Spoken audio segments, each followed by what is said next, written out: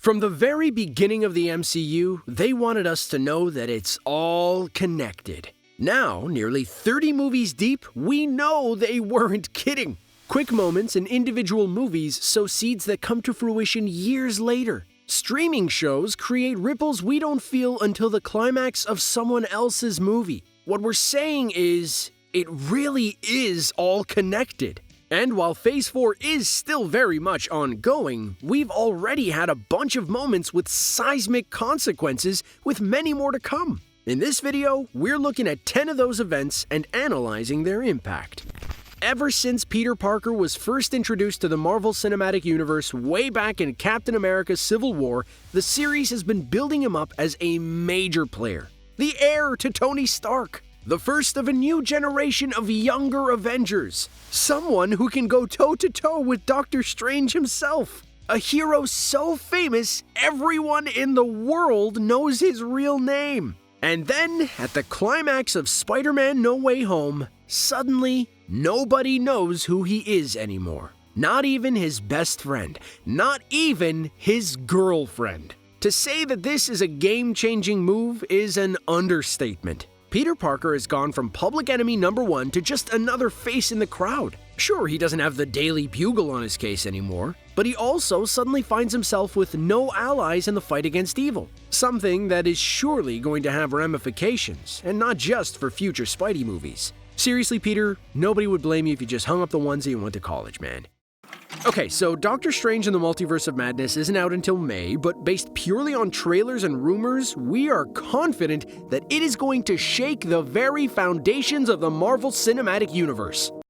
Sorry, shouldn't that be the Marvel Cinematic Multiverse now? Anyway, the sequel's cross-dimensional shenanigans promise a whole mess of major reveals. And we're pretty sure that we're going to be seeing the Illuminati, the elite team of superheroes charged with protecting the multiverse. And judging by Patrick Stewart's brief but spine-tingling voice cameo, this Illuminati lineup will feature a version of Professor X, among others. And if Professor X is hanging around, does that mean that we're going to see mutants in the MCU? Well, yeah, we always knew that we were going to see mutants in the MCU eventually. But could it be this year? It's looking like a distinct possibility. And that's not even all of it. An alternate version of Iron Man, multiple different versions of Doctor Strange, maybe even a new and more dangerous iteration of Ultron? The possibilities alone are blowing our minds.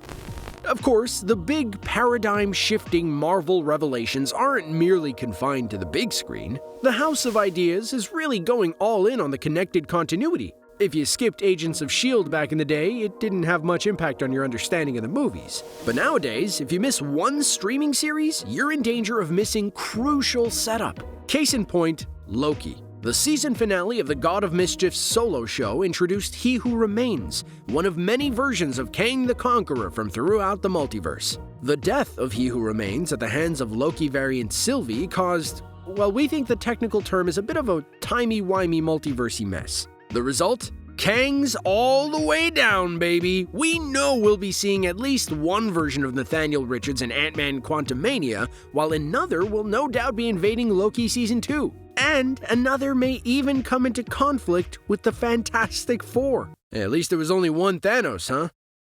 Up until fairly recently, it was looking like the Netflix Marvel shows were going to be a fondly remembered relic of the past. Which was a shame because while not everything about them worked, Iron Fist, the Defenders, the stuff that did work really worked. Jessica Jones? Love her. Luke Cage? Great guy, big fan.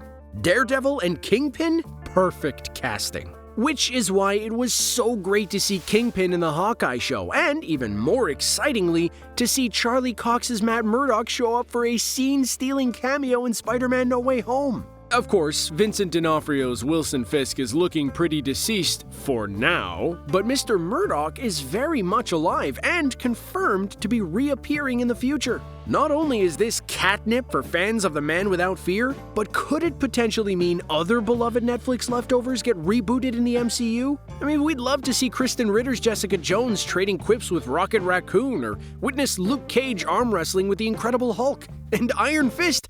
Actually, you know what? Never mind.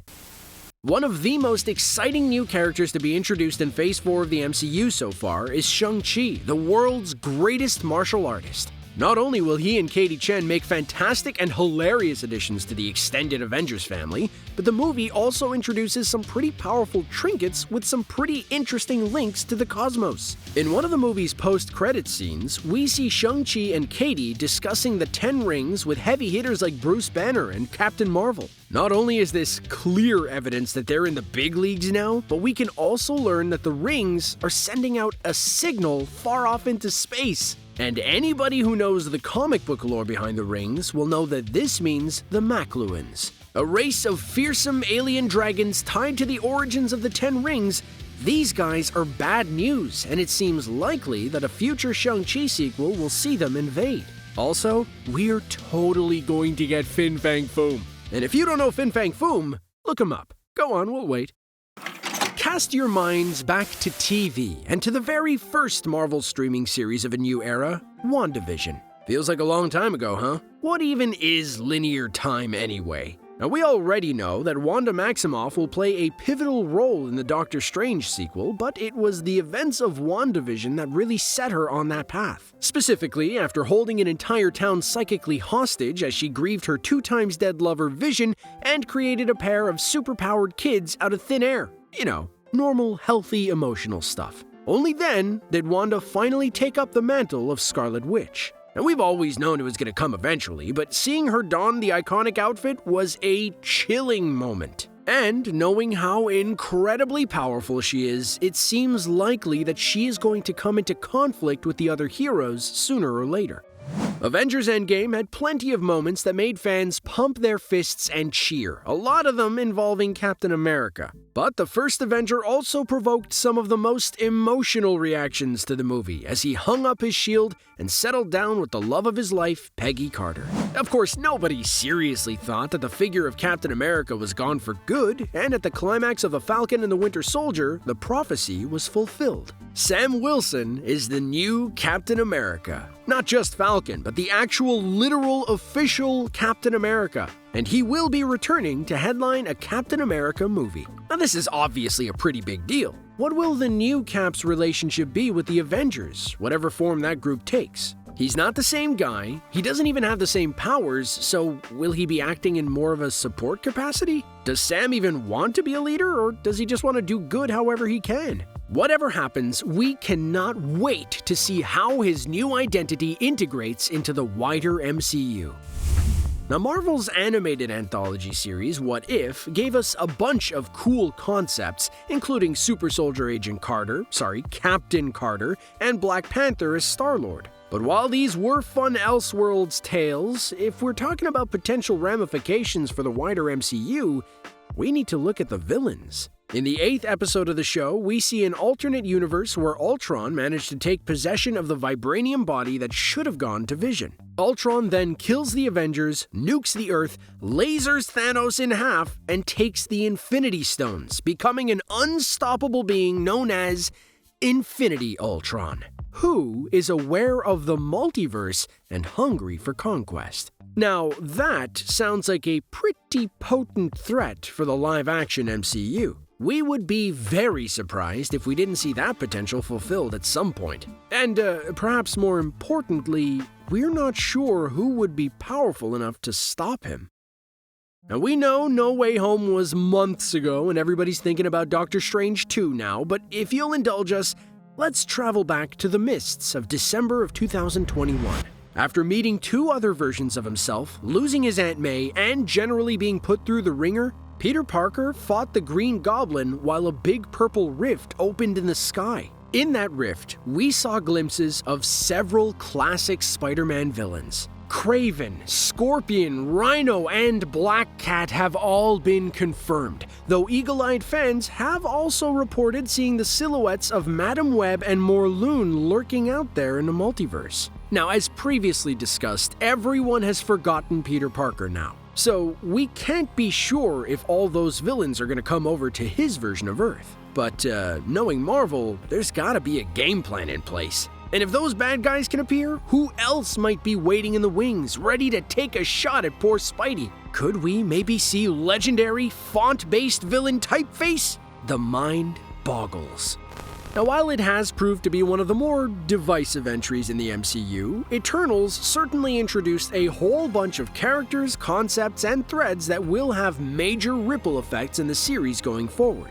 The climax of the movie alone gives us plenty to chew on. Harry Styles as Eros? An Eternal who also happens to be the brother of Thanos? Meaning that Thanos was an Eternal like in the comics? These are hefty revelations, which will not only recontextualize certain things we already knew from the MCU's past, but will no doubt color its future. Oh, and there's the small matter of gigantic celestial Arishem appearing in the sky and revealing himself to humanity. Does this now mean that everyone on Earth is aware of Arishem? What's his game plan? He doesn't seem like the type to just slink off into space and never return. Whether we get to see an Eternals sequel or not, we'd bet good money that we'll be getting answers to these questions eventually, whether it's on TV, in a post-credits scene, or elsewhere.